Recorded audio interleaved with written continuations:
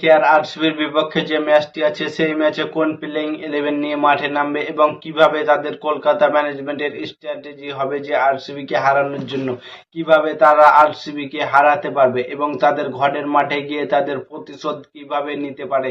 2025-এ যেভাবে আরসিবি কেকেআরকে হারিয়েছিল তার প্রতিশোধ কি কেকেআর নিতে পারবে আরসিবির ওপরে?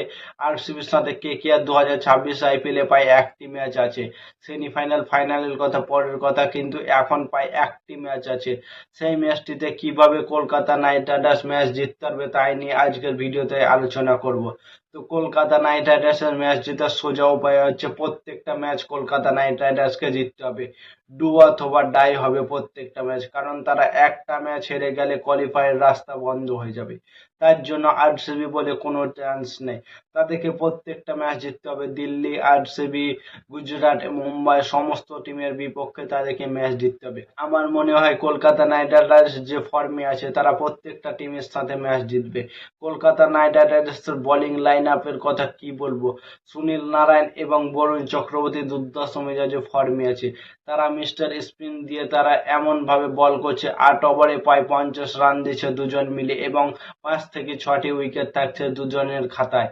প্রায় এক একজন তাই দুর্ধর্ষ মেজাজে বল করছে এবং অনুকূল রয় তাদের সাথে অনেকটা এক্সপিরিয়েন্স ভাবে তারা সাথ দিচ্ছে অনুকূল রয়, এবং ক্যামরন গ্রিন ঠিকঠাক ভাবে বল করছে এবং রোম্যান পাওয়েলকে বল করানো উচিত, কারণ তোমরা আন্দ্রে রাসেলের রিপ্লেসমেন্ট হিসাবে রোম্যান পাওয়েলকে ইউজ করতে পারো, কারণ রোম্যান পাওয়েল ফিনিশার টাচটা রোম্যান পাওয়েল আন্দ্রে রাসেলের মতো দেবে এবং ডেথ ওভারে রোম্যান পাওয়েল যদি 2 ওভার মাত্র বল করতে পারে তাহলে কলকাতা নাইট রাইডার্সের জন্য অনেকটা সুবিধা হবে, অনেকটা ইম্পর্টেন্ট হবে এবং তোমরা অনেক কিছু চেঞ্জেস করতে পারো।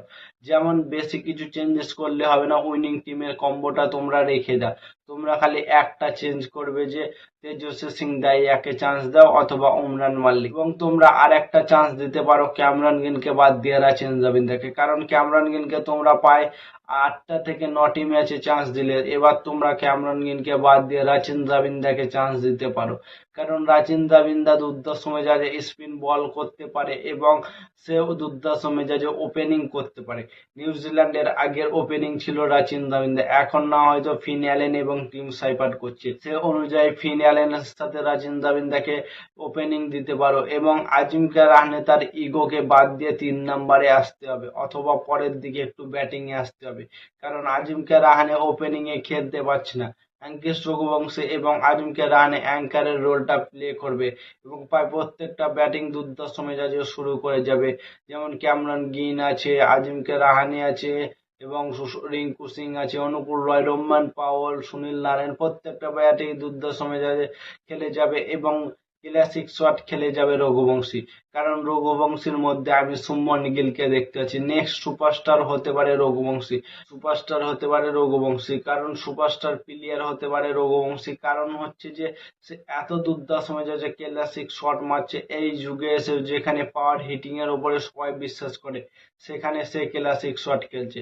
তো কলকাতা নাইট রাইডার্সের বড় কিছু চেঞ্জ করলে হবে না, যেমন উইনিং কম্বো আছে সেই কম্বো নিয়ে আরসিবির বিপক্ষে ম্যাচে নামিয়ে দাও। আমার মনে হয় একতরফা ভাবে আরসিবি কে হারিয়ে দিতে পারে। তো তোমাদের মতামত কমেন্ট করে জানাও, আর নতুন কোনো আইপিএল ভিডিও দেখতে হলে চ্যানেলটাকে সাবস্ক্রাইব এবং ফলো করে দাও। ততক্ষণের জন্য টাটা, বাই বাই, জয় হিন্দ।